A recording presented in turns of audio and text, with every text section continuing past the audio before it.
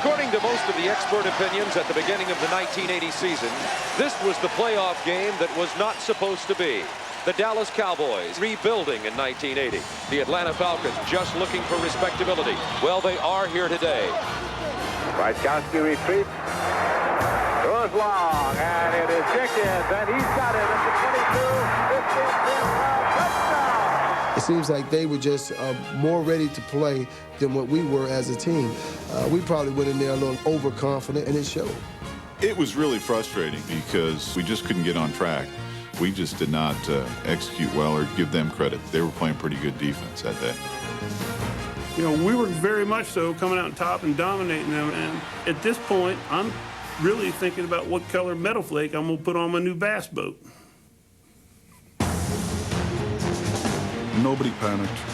We had a little quiet confidence that, you know, if we're going to get beat, we're going to go down swinging. Giving it out to Newhouse, and he goes in for the touchdown. Our team was the best team in football if it was played in a phone booth. If you made it a space game, and that's what they did. They played all the total width, and that wasn't our strength. We went Republican. We went real conservative late in the game, trying to preserve that lead and quit throwing.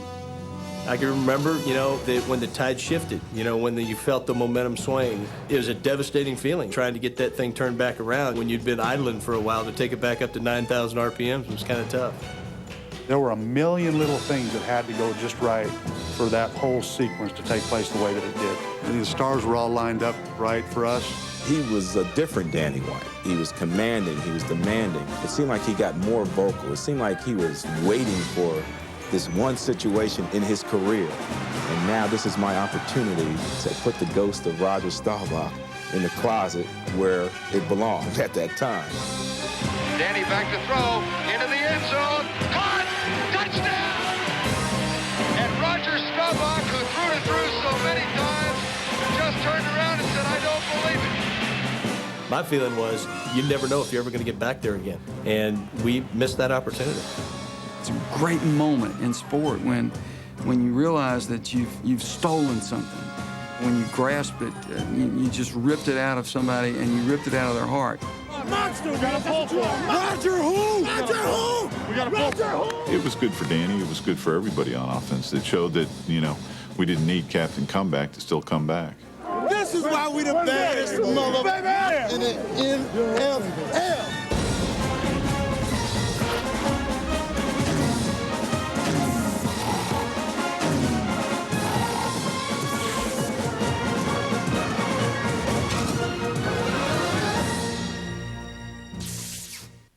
In their first decade of existence, the Atlanta Falcons were among pro football's most endangered species.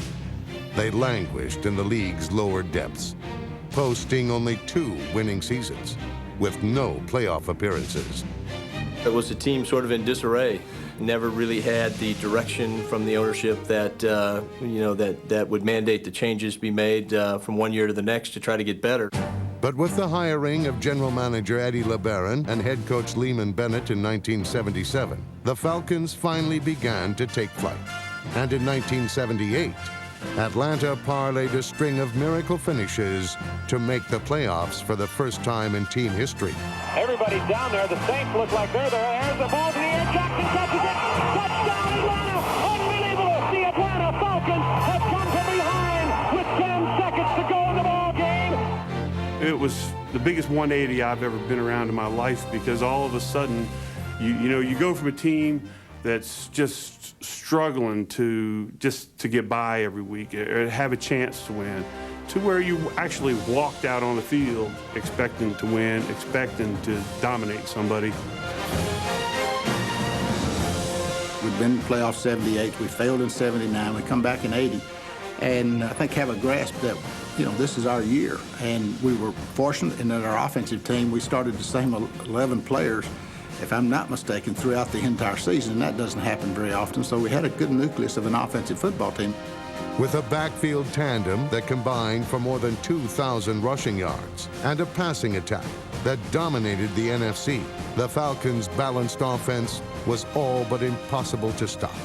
We had a team that came back in a number of games during the season. We just believed we were going to win. It's just when you get in that zone a little bit and you get that attitude, and you get that belief. We, went on a stretch there where we won about, 8 or 10 ball games in a row. We didn't have a lot of great athletes. There were not Pro Bowl players on that team. We had a lot of guys who really got after it, guys who had a lot of heart. Much of that spirit came from the youthful energy of 4 rookie starters on defense. It was a perfect fit because these guys were young. They covered a lot of ground. By the time we got halfway through the year, we threw this rookie stuff out the window because you didn't question their preparation, you didn't question their effort. They were the kind of guys that people liked to hail when they walked into a restaurant or a bar. In previous times, they paid little or no attention to them. The Falcon was virtually an unknown soldier around here until that particular season. This was really the first surge of excitement that any Falcon team had ever given this town. He's looking for Francis. He catches it at the 40. He's going to go all the way. Touchdown! In Week 15 against the 49ers, the Falcons presented their long-suffering fans with an early Christmas present. All right, babe. All right, here we go. Maypop. 4-man rush on. Fumble. They're going after the ball. Richardson has fallen on it in the end zone. Falcons have scored again. What a joyous moment it is in Atlanta, Georgia, as the Falcons are nearing their first ever NFC Division Championship. It has been a while. Yep. I guess they think we're for real now, huh? They've got to. Hey, it didn't come easy. We paid a tremendous price, or you people paid the price, and you're rewarded for it today. And we're a step closer to what we all want. What the Falcons wanted, the Dallas Cowboys already had. During the 1970s, they had made 5 Super Bowl appearances.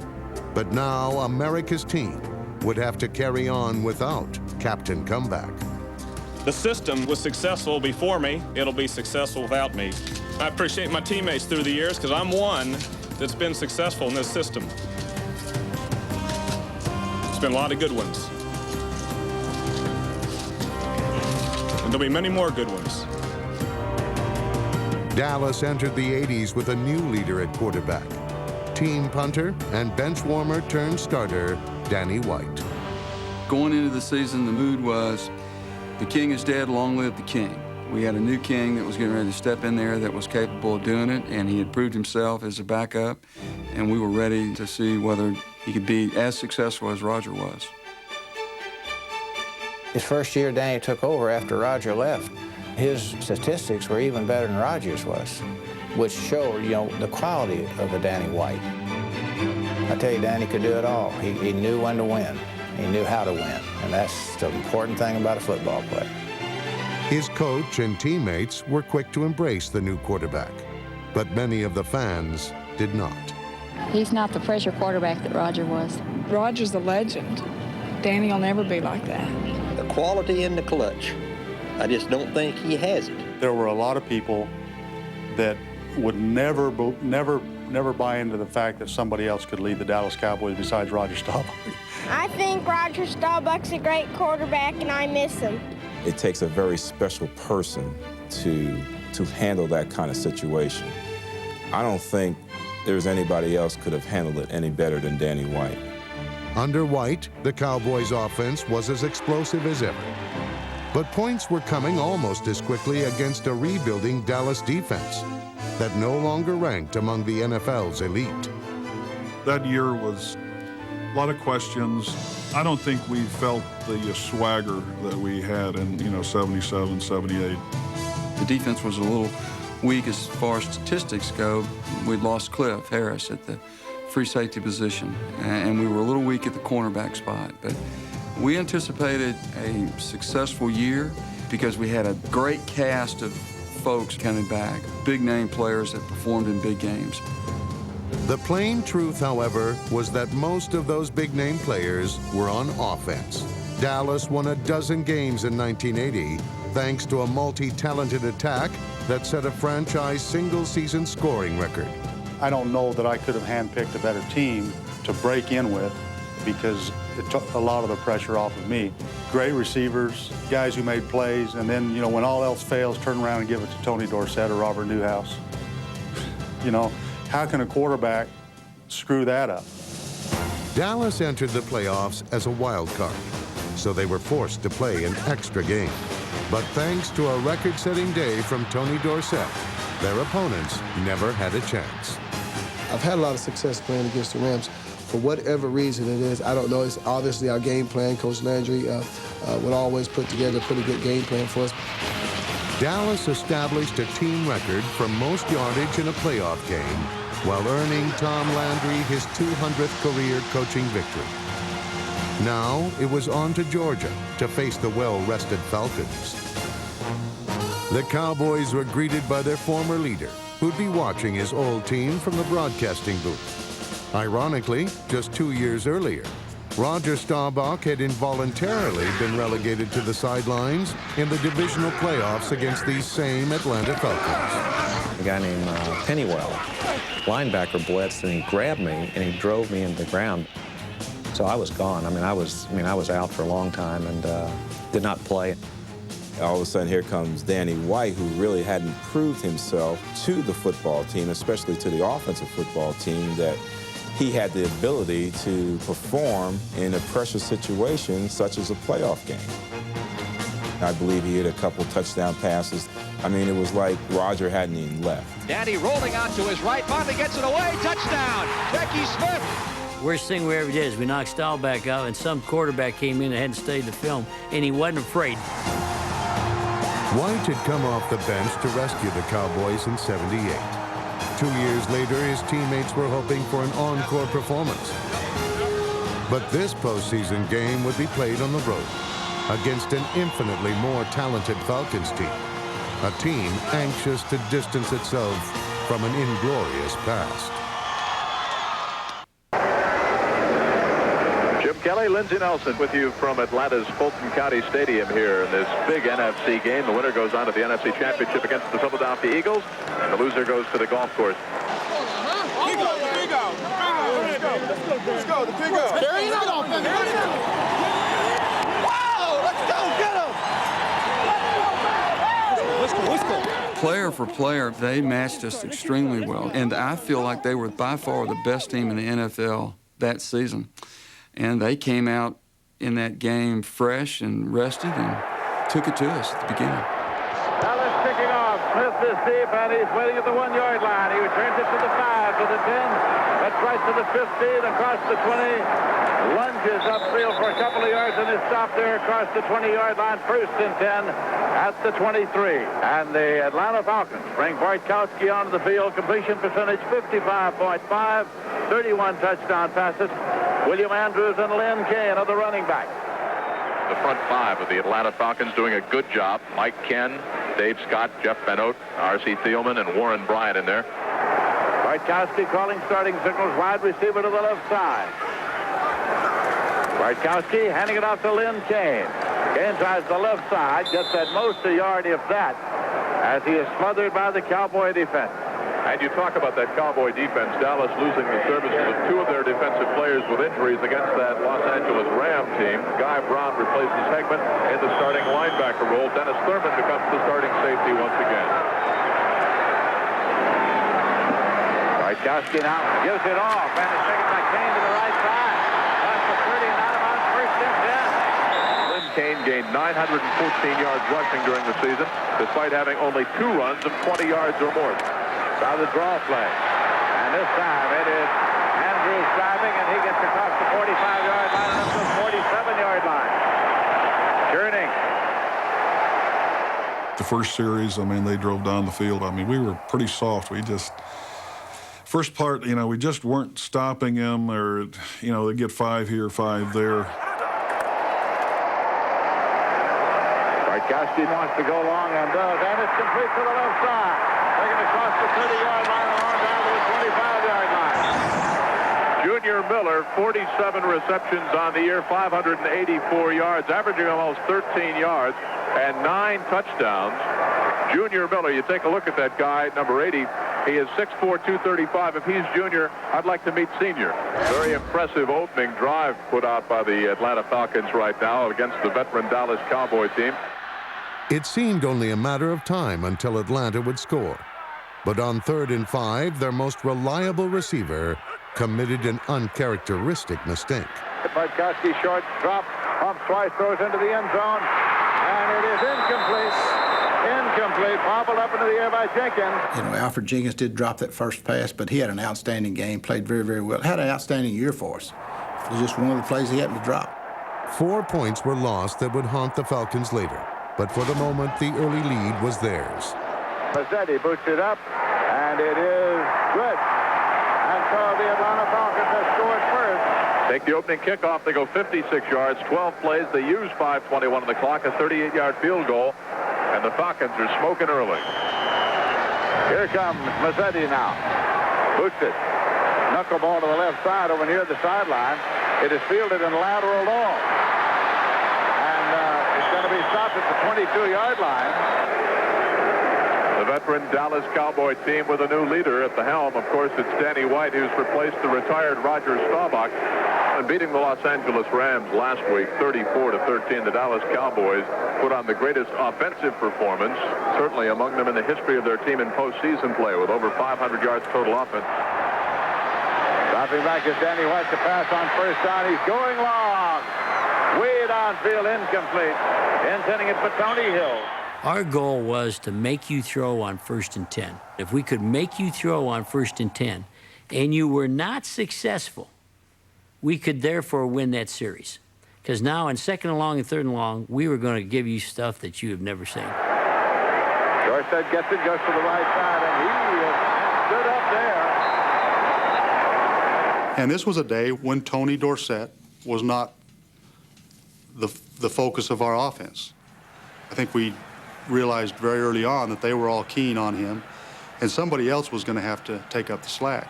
They were all over him. No secret about the fact these young Falcons feel if they can shut down the running of Tony Dorsett, they can contain the Dallas Cowboys offensive unit all together here this afternoon with their young defensive charges. That's what Atlanta wants to do this afternoon, force Danny White to throw, and that's what they've done here. Jerry Glanville's defenses are not designed to be pretty. They're designed to be brutal. You know, you see guys running to the ball. You see big D linemen stroking running backs on screens. I mean, that's all part of his plan. And you know what? We bought into it hook, line, and sinker. The Atlanta Falcons have a 3-point lead, 6:31 remaining in the first quarter. Steve Bartkowski brings them up. Kane on the right side, Andrews on the left side, wide receivers left and right. Bartkowski handing it off, taken up there by Andrews. Picked up about 5 on the play. 2nd down and 5 at the 25-yard line. Gets it and gives it off to Kane. And Kane finds the running room across the 30. He's got the first down, gets across the 35. All year long, people didn't know how to defense us. And anytime we could get a one-on-one matchup with Alfred Jenkins, I was taking it. The post route was one of the best things that Alfred Jenkins did. You know, and the flip side of that was he went to the corner better than anybody in the game. Bartkowski retreats. Throws long, and it is Jenkins, and he's got it at the 22, 15, 10, 5, touchdown! Alfred Jenkins took it in for the TD. Alfred was just one-on-one, and you know, he could run as fast as I could throw it. The only guy I've ever played with who I can say that about, and I just lofted it up there. You know, it was a pretty easy deal. I'm sure after that bomb, Lindsey, from Bartkowski to Alfred Jenkins, they feel they can work on Aaron Mitchell all afternoon because Jenkins had Mitchell beaten a good 3-4 yards. I'm not so sure we won't see that play several times before this day is done. The Mitchell-Jenkins mismatch was a Cowboy concern. But for now, Dallas was faced with more immediate problems. They needed to generate some offense to change momentum and cut into Atlanta's double-digit lead. Danny White throws a screen left, and it's taken there by Dorsett. Dorsett is up to the 45-yard line before he's popped there. The Cowboys have done little offensively in their 2 possessions. Meanwhile, Atlanta's had the ball twice, and they put points up on the board twice. Down at the wide receivers left and right for Danny White, who is back to set it up. And he whips it complete up to the 50-yard line. It was Dupree, Billy Joe Dupree, the tight end. Fulton Kuykendall made the hit.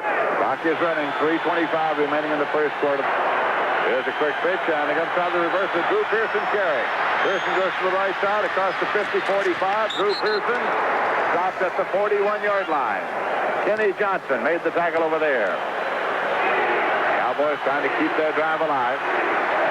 Danny White sets up, going long, and it is complete inside the 25-yard line to Tony Hill. You won't see a finer catch in terms of concentration than that one by Tony Hill. In the midst of triple coverage, and credit Danny White because he threw it on a thimble right in there. The Falcons were wobbling after absorbing the Cowboys' counterpunches. But then Atlanta got a huge break, thanks to some unintended assistance from the officials. Dropping back now is Danny White. He guns it into the end zone. Touchdown. Incomplete. Butch Johnson had it and dropped it. Butch Johnson had it for just a second. Kenny Johnson was there. That was a touchdown. I see Butch Johnson catch that ball. He came down with 2 feet. He had possession of the ball. Now, he was stripped out on the field, and had it been on the field, it would have been different. But it wasn't in the field. It was in the end zone, and that's a magical, special area. We've practiced the SWAT. They have since changed the rule because of that. You pounded the ball as hard as you could on the ground. And we always thought we could convince everybody it was never caught. I think if that happened 10 times, yeah, certainly 9 times, or if not 10, they would have called it a touchdown. You know, it did appear that he had his feet down. That was a break one our way. Butch Johnson catches the ball, then it was stripped loose. And I'm not so sure that the Dallas Cowboys don't have a legitimate complaint. The officials say no catch, incomplete, 4th and 10 at the 20-yard line. Roger Staubach did an interview at halftime of that game with Terry Bradshaw. And I remember Roger saying that he felt sorry for the guy because during the week his seeing eye dog had died. We'll have now a field goal attempt. It'll be a 38-yarder for Rafael Septien. Charlie Waters holding, down on one knee. Septien with the field goal, and it is good. And the Dallas Cowboys get 3 points on the board. That's the end of the first quarter with the score, Atlanta 10, Dallas 3. As the second quarter got underway, the Dallas defense remained a frustrated group.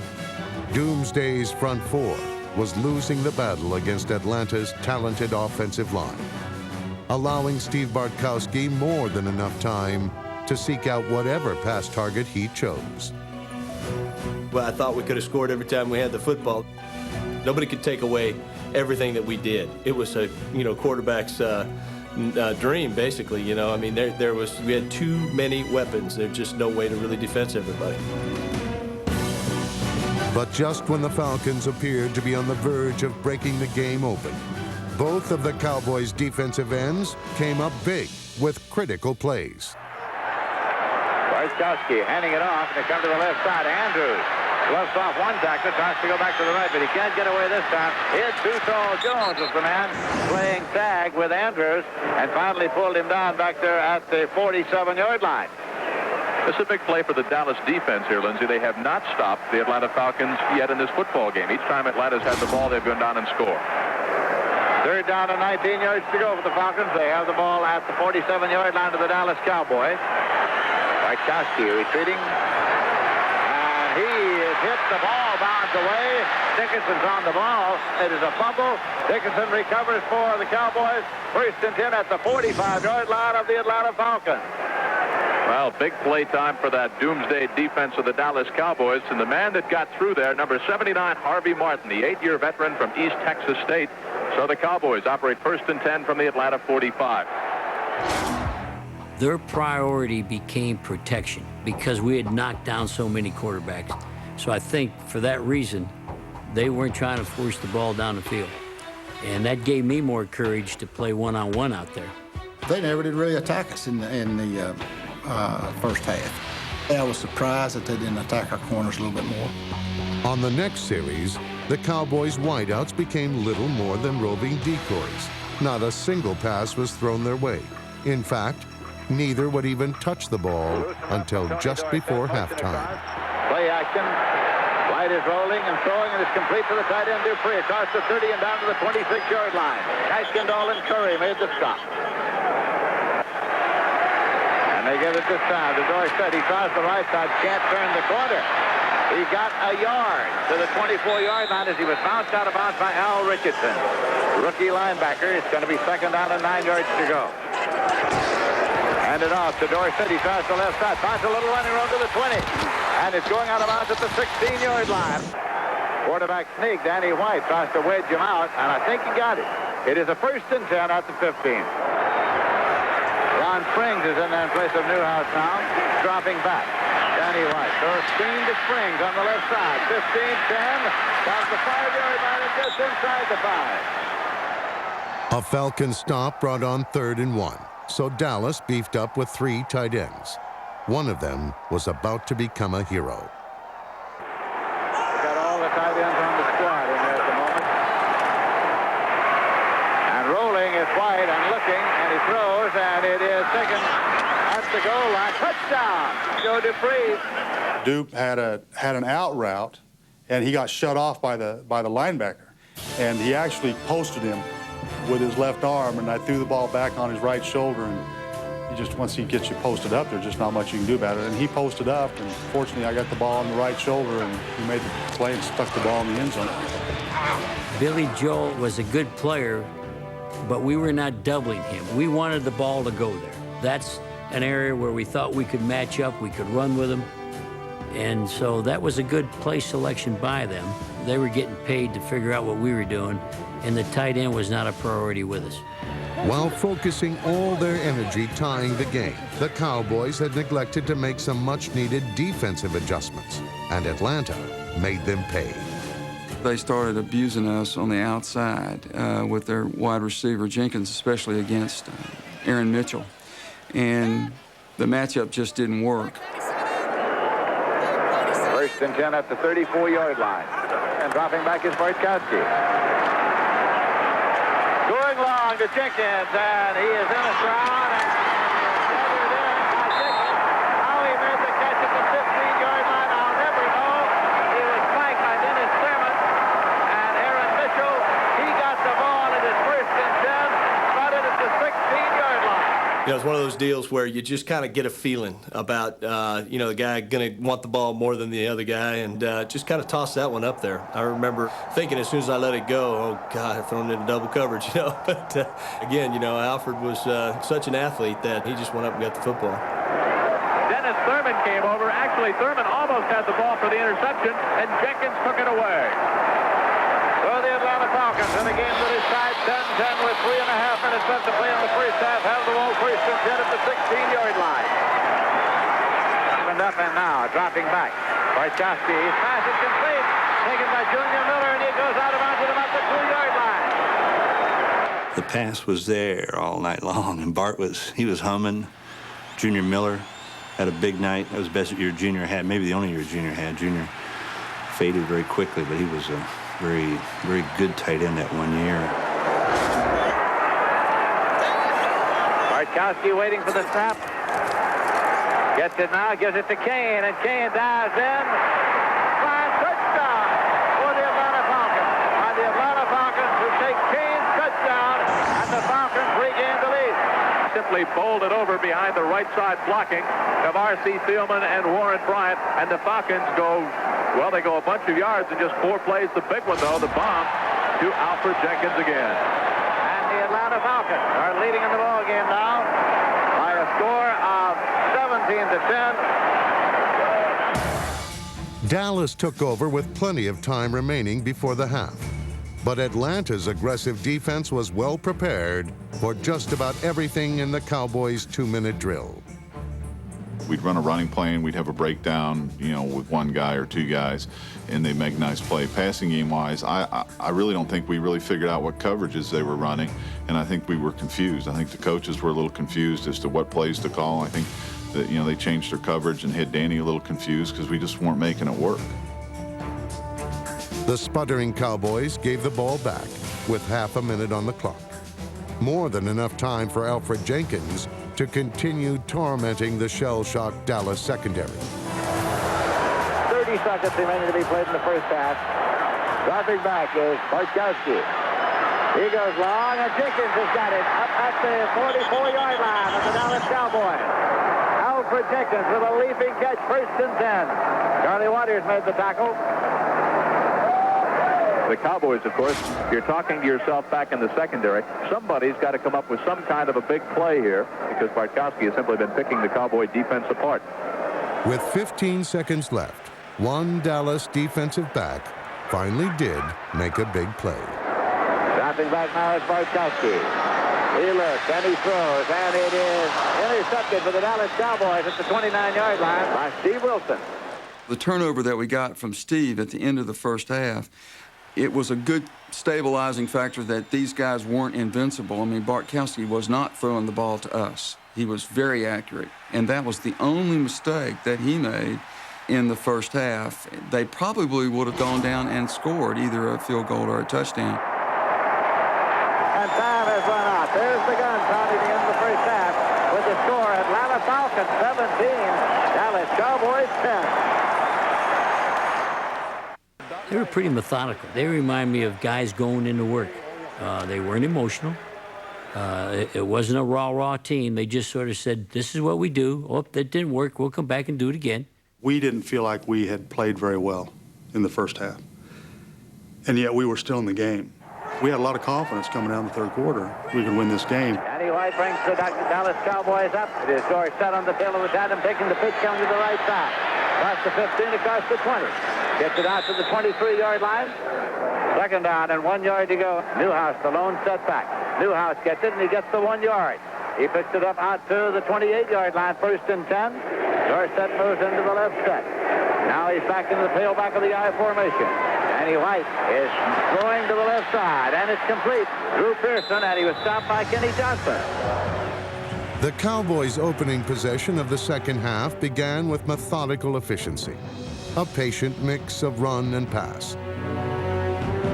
On 3rd down and 5, what appeared to be a big play for Dallas resulted in a seismic shift in momentum.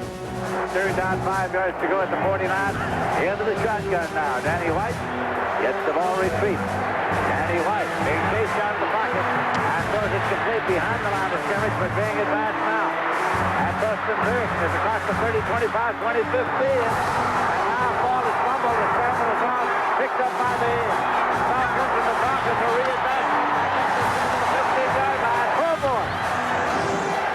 Falcons linebacker Joel Williams, who as an undrafted free agent produced 16 quarterback sacks in 1980, authored what is one of the most overlooked yet singularly spectacular individual plays in NFL playoff history.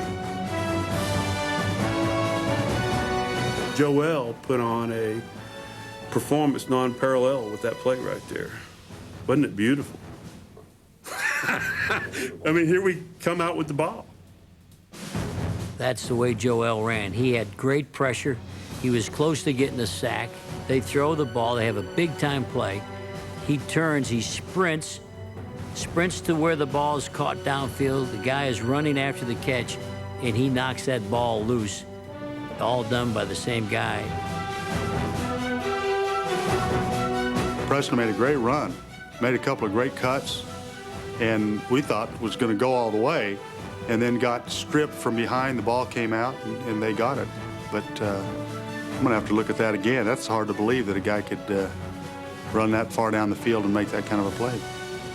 Every guy tried to get in on every single play.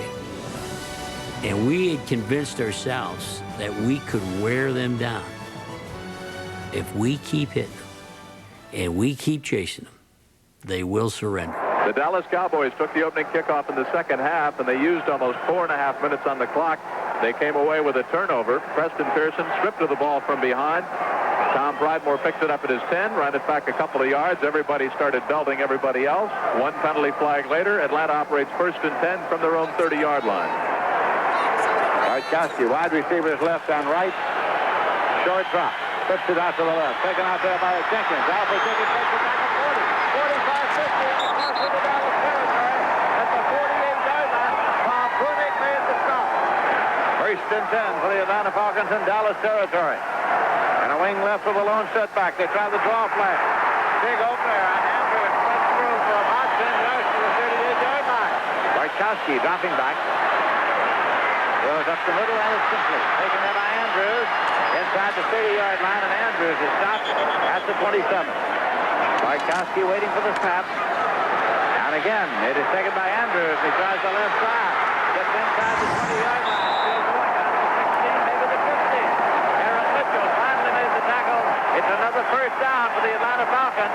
You can simply feel the electricity in the air here at Atlanta's Fulton County Stadium. The offensive surge of the Atlanta line right now sticking it to the Dallas, what once was a doomsday defense. That time, William Andrews simply ran out of the grasp of Harvey Martin, ran away from Randy White, and picked up another Falcon first down. Now they come out in the I formation. Wide receivers left and right for Bartkowski, who has the ball. Gives it to Kane, tries the right side. Kane gets about 3 yards down to the 12-yard line before he's stacked up there. Running back to split. Kane on the left set. Andrews in the right set. Motion back from an outside right. Bartkowski retreats, sets up, throws, and it is complete. And it's taken in there for a touchdown. Touchdown. Andrews took it right at the 1-yard line and across the goal line. Bartkowski hit him on the numbers. Touchdown for the Atlanta Falcons. It was a play that we had designed in our game plan to run inside the 20, where we knew what the coverages were going to be. We were pretty much certain they're going to be in man-to-man and that type of thing. Andrews broke back inside and beat the middle linebacker that was coming over there to cover him, and was able to take it in the end zone. And it was a play that we had specifically designed for a specific situation in the ballgame. The Falcons now led 24-10 midway through the third quarter. Their defense continued to assert itself, forcing the Cowboys to go 3 and out on the possession following the touchdown. Atlanta's offense would get the ball with an opportunity to put the Cowboys away. My feeling was, let's bury these guys. If we got to keep coming after them because, you don't want to give them any sign of life. You don't want to give them any chance to come back. I would think, Lindsey, it's imperative for the Cowboys defense now to certainly halt Atlanta. You can't even afford even a field goal at this point because that would be a 17-point advantage. And the way this young Falcons defense has been playing, that might be too much for Dallas to overcome with time winding down in the third quarter. First and 10 at the 49-yard line of the Cowboys. This is Andrews coming to the left side. He's closed off on the defense. Not a chance as Harvey Martin, big number 79, was there. For us to stop them and shut the life out of them, actually knock them backwards, stop that running game on first down. The first down was very important to us because then the momentum shifts to the defense. Advantage defense when you stop them on first down, and we did. Second down and 14. Running back to even up to Steve Bartkowski. Got back now to look, and he's dropped. He had Too Tall Jones got there first. There's something psychological that when you get sacked deep and get smothered, it isn't just the quarterback, but it's the offensive line. And, you're placing that doubt in their mind. It's like, ooh, this thing's getting worse. We don't have this under control. You feel that when that happens. When they turn it up a notch, you can feel it.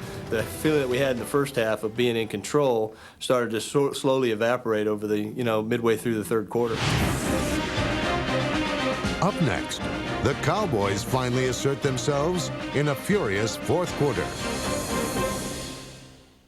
Landry was the master at doing things different. You respected that and you feared that. If you didn't, you were a fool. You could tell by watching the game that we had a certain belief system built into us from the years of being in big games and knowing that we're capable of making a comeback regardless of who is at the helm. Trailing by 14 points, Danny White and the Cowboys offense began their third possession of the second half at their own 15-yard line. There were 3.5 minutes remaining in the third quarter. On 2nd and 6, White's improvisational effort produced a key Dallas first down. First and 10 at the 30-yard line for the Dallas Cowboys.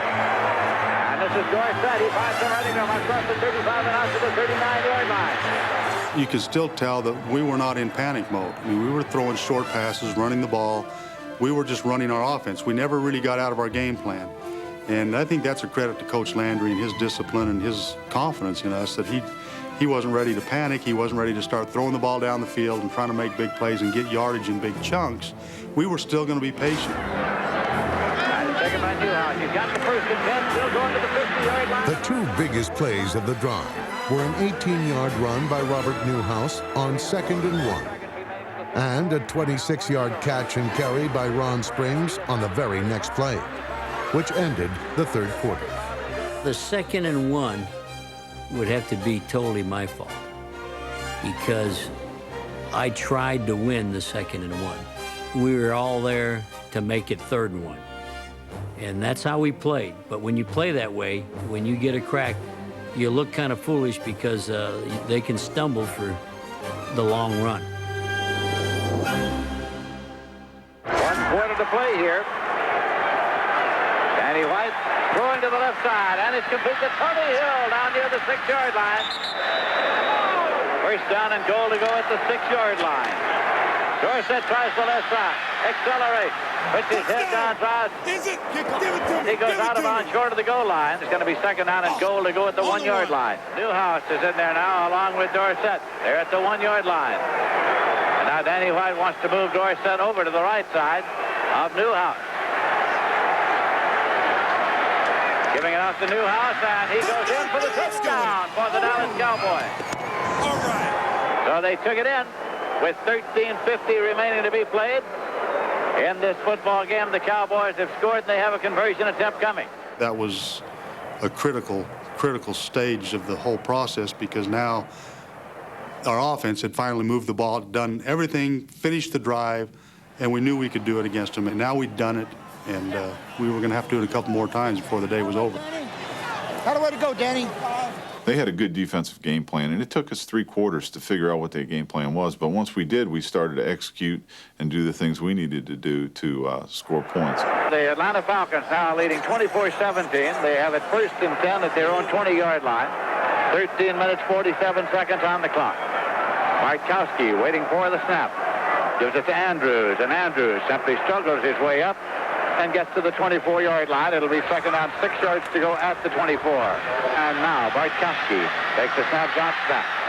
Sets up to throw it and throws to the left side. And it is a diving catch. Gathered in by Wallace Francis.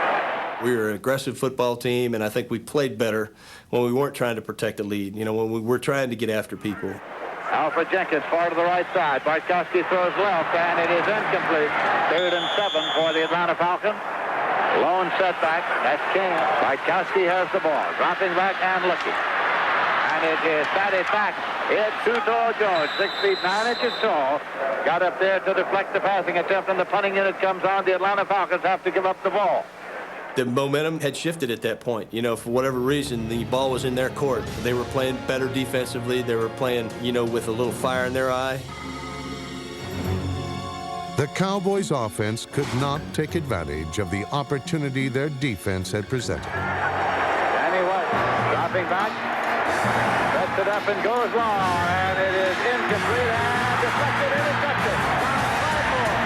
Down 5 more to the 27, took the deflected pass, and now the Atlanta Falcons have it 1st and 10. It'll be the 38-yard line of the Dallas Cowboys. It was a ball I shouldn't have thrown. That was a bad feeling after throwing that ball and getting it picked off, just because I felt like after all we'd done to get back in the game, you know, now someone was going to have to bail me out.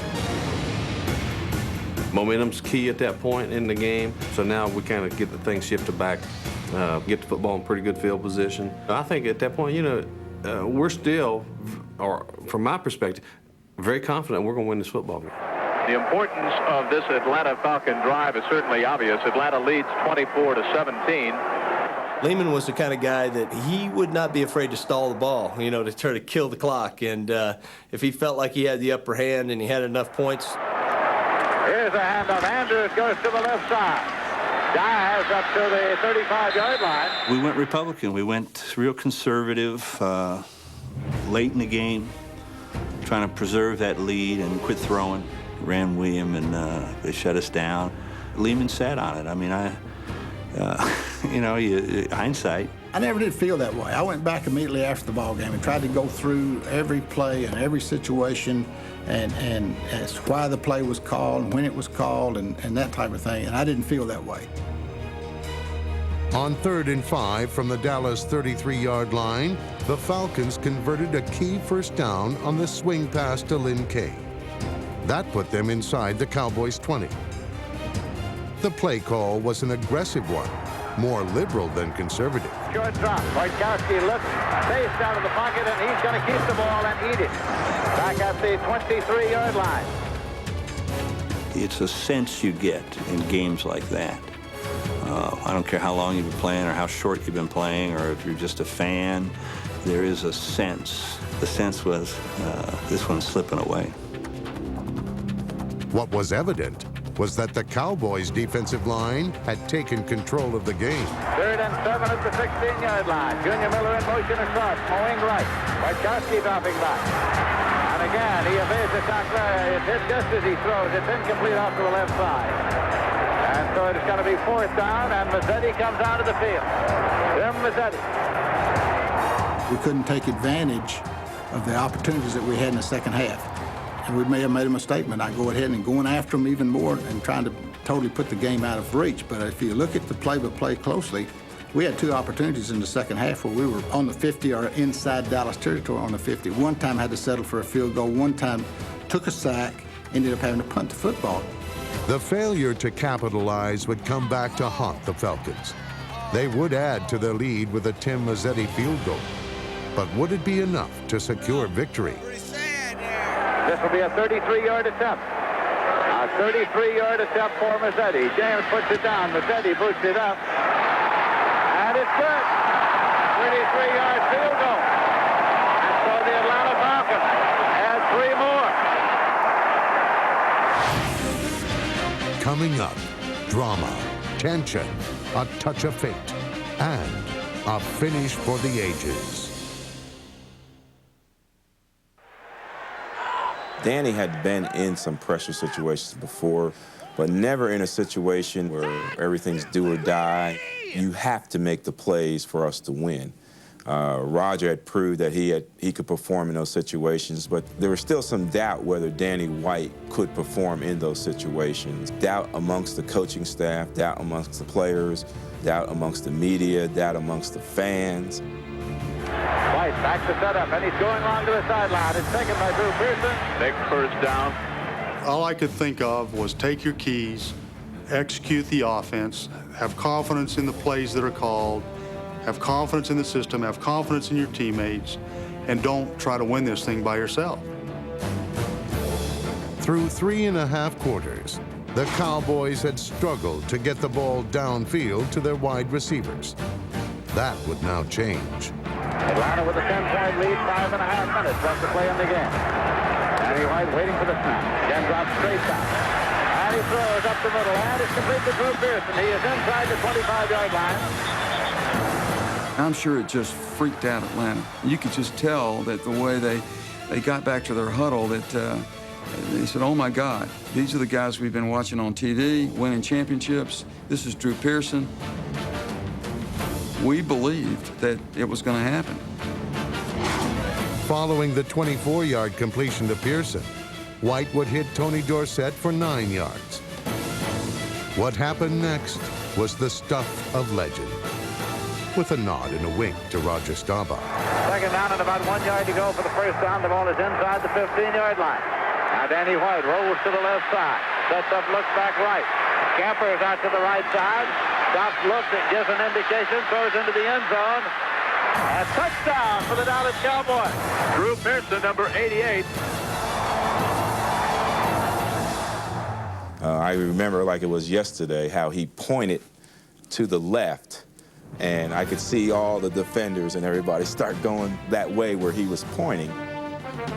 I didn't move, and he read that, and he just zipped the pass into me, and I was able to catch it between 2 defenders, and that gave us one of the touchdowns we needed.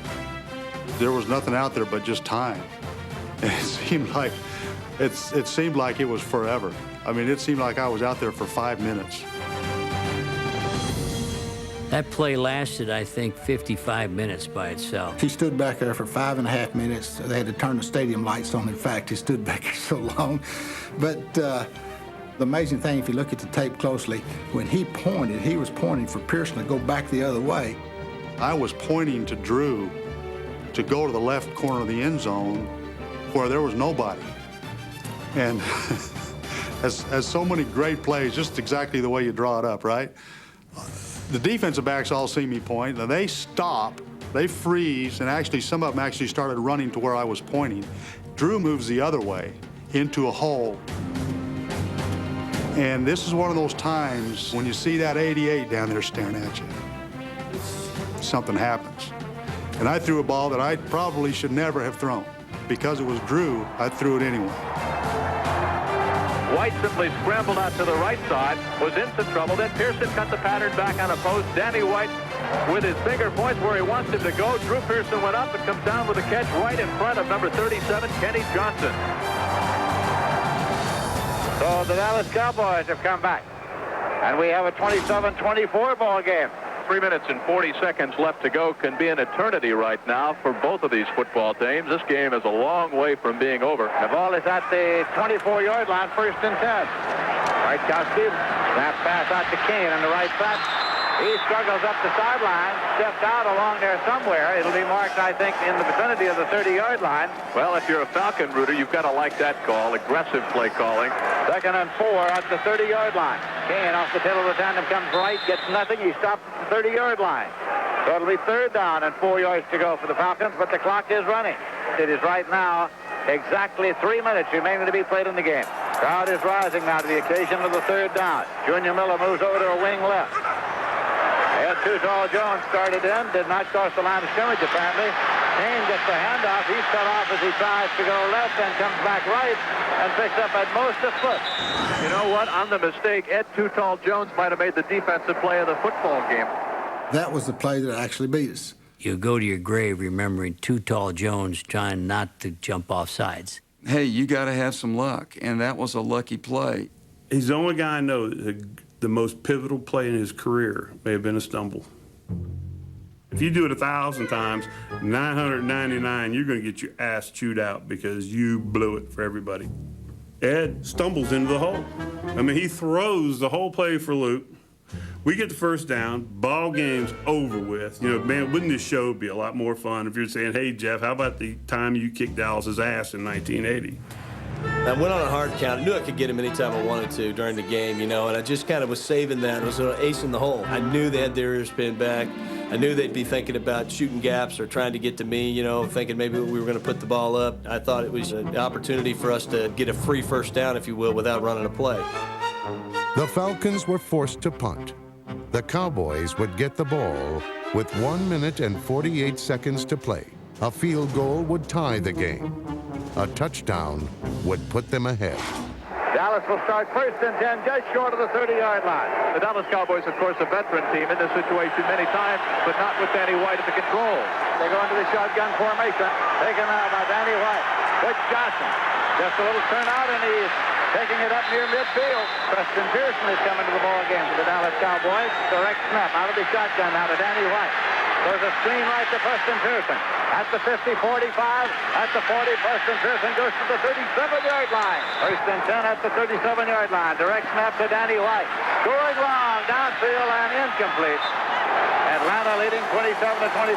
Crowd on their feet here at Atlanta Fulton County Stadium. 2nd down and 10 yards to go for the Cowboys. Shotgun formation. Danny White has the ball. He drops back. There's a screen left. Taken by Tony Dorsett. 35, 30, 25. Clock says that we have 52 seconds left, and it's running. It is a 1st down for the Dallas Cowboys. Waiting to take the snap is Danny White. They're not in the shotgun here.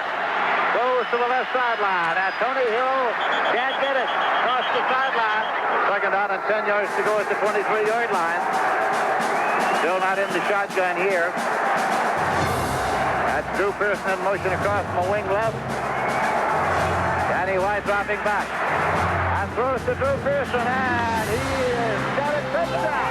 Touchdown, Drew Pearson in the end zone. How quickly the face of this football game has turned. Preston Pearson was actually lined up on the wrong side of me. He was on my left, supposed to be on the right. On the snap of the ball, they come with a blitz to my right. And so I immediately read, blitz read, hot read. As it turned out, Preston saw the blitz all the way.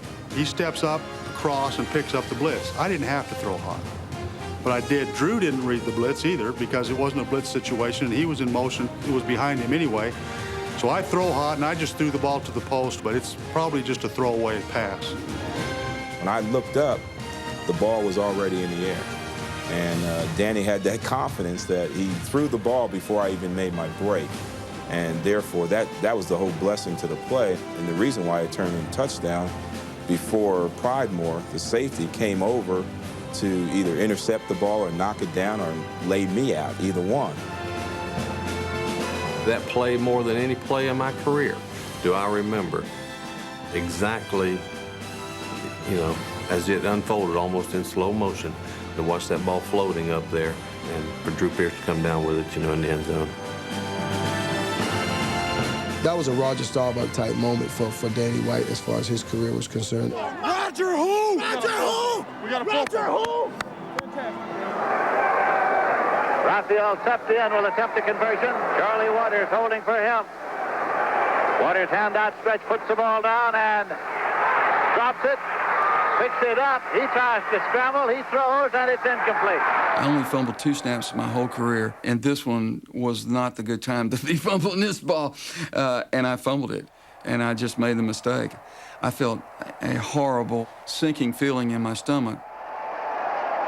So the conversion attempt fails, and the Dallas Cowboys do not get the point that would have made it a 4-point margin. Instead, it is still a 3-point margin. Dallas over Atlanta. 42 seconds left on the clock. Here comes Septien. Puts it up. Mike Smith chases it over. It's in the end zone. He is going to run it out. Gets to the 5, to the 10, to the 15. And just across the 20 and up to the 25 and possibly the 27, there's a marker. There's a marker thrown. And tempers are flaring. Officials trying to get ball players separated on the far side. And his tripping is indicated against the Atlanta Falcons. The penalty's going to put it back to about the 12 or 13-yard line. Let's go. Fish it out. Come on, Horvath. Come on, Randy. First and 10 at the 13. Bartkowski retreats, and he is dropped back there at the 3-yard line. Bartkowski, as he set up, never had a chance. It was Larry Cole who got to him. Second down, 20 yards to go. They have the ball at their own 3. Bartkowski from his own end zone. Throwing up the right sideline, and it is taken across the 20-yard line and out of bounds. Clock says 24 seconds remaining to be played. Bartkowski again dropping back and looking. Throwing up the left sideline this time. Incomplete. 19 seconds remaining to be played in the game. Dallas 30, Atlanta 27. Fourth down, 2 yards to go at the 21. Bartkowski throwing. And it is incomplete. Incomplete. He tried to get it to Wallace Francis, and the ball goes over to the Dallas Cowboys. It is a dejected unit of Atlanta Falcons coming slowly off the field, walking as though in slow motion. The offensive unit comes off. Jubilation among the Dallas Cowboys on the far side of the field. It's total elation, but it's also a feeling of, well, that's the way it's supposed to be, which is kind of a strange arrogance, but we had that. We believed that we were supposed to win these big games.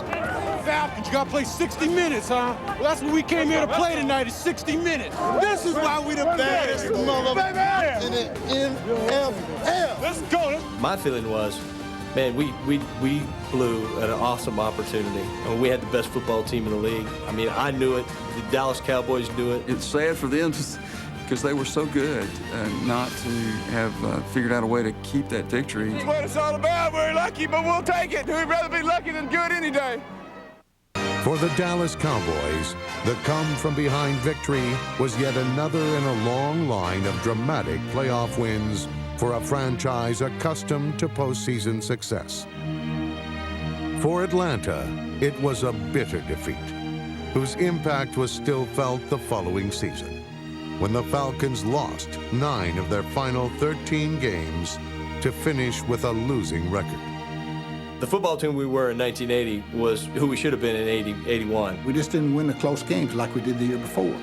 Offensively, we were an outstanding football team. We had Pro Bowl players. We had players that were playing very, very well. Defensively, we gave up a lot of points, and people were able to beat us by, reasonably high-scoring games. We just couldn't hang in there defensively. So you begin to ask yourself, well, what happens to a football team? It's basically the same personnel, basically called and played the same offense, the same defense, but don't win. In 1982, after becoming the first team in the league to clinch a postseason berth, the Falcons lost their final 3 games by a combined score of 103-37. The season ended in Minnesota when Atlanta could not hold on to a fourth-quarter lead. When they lost that game to Minnesota in the playoff, it cost Lehman his job. I think people were telling Rankin Smith, and he was listening, that we're a good enough football team to make it to the playoffs, but we're not going to make it to the Super Bowl. In fact, that's basically his words when he fired me. It was never the same again after they fired Lehman Bennett. It's the worst mistake the franchise ever made. In the 7 years that followed, 3 head coaches produced only 33 wins in 111 games. The promise of 1980 had been replaced by a decade of decline. Oh, it was pitiful. It was horrible. That's why guys retire after 9 years, It's good to have you back. Thank you. Jerry Glanville, the defensive coordinator under Lehman Bennett, returned to Atlanta as head coach in 1990. Great to be back. Wish I never left. I know. Thank you. That's how we feel. A year later, the Falcons were back in the playoffs, securing their first postseason victory in 14 years. Haynes, touchdown, Michael Haynes. We're so exciting for everybody. While the Falcons struggled to establish a winning identity, the Cowboys' 1980 playoff win over Atlanta propelled them to their 3rd NFC Championship game in 4 years. They would lose to the Philadelphia Eagles, the Cowboys' first defeat in the NFC title game since 1973. Danny White led Dallas back to the championship game the very next season. It was a dramatic contest whose legacy is the catch.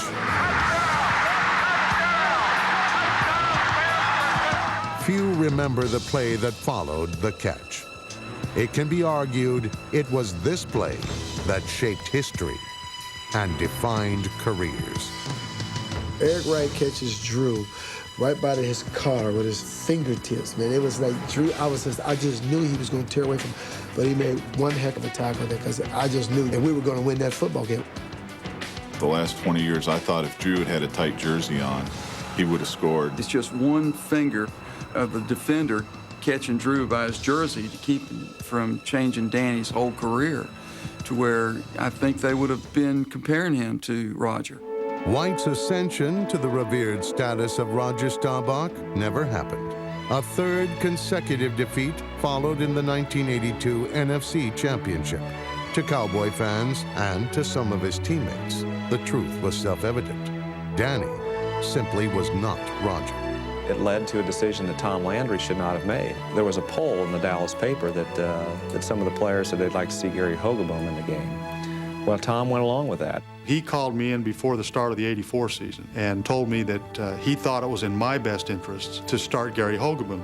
As I left his office, I said, Coach, you're the head coach, and I'm going to honor that decision, but I'm telling you, you're wrong. That was the beginning of, I think, the deterioration with the Dallas Cowboys. The Hogeboom era lasted 10 games. White regained his starting position and in 1985 led the Cowboys to another NFC East title. But to many, his fate had already been sealed. His legacy penned in indelible ink. He was the quarterback after Roger Staubach, the one who could not get the Cowboys to the Super Bowl. Unfortunately, Danny White's not going to be remembered in the way that he should be remembered. He comes in replacing a Roger Staubach. Well, what happens after Danny White goes? We get a Troy Aikman, Danny had great games in big games and had great statistics and played the quarterback position as well as anybody. He didn't win championships. He's going to always be overshadowed by Roger. He has not ever gotten the credit that he's deserved as a outstanding NFL quarterback. Not just a good NFL quarterback, but an outstanding NFL quarterback. Danny White played 13 seasons in the NFL on a playoff Sunday in 1981 in front of a hostile crowd. He was as good as it gets. A leader whose talent and resolve drove his team to victory. Don't get me wrong, I would love to have won a Super Bowl or two, and we got close. But I don't know that as a player in the NFL that there was any game that meant more to me than that win against the Falcons.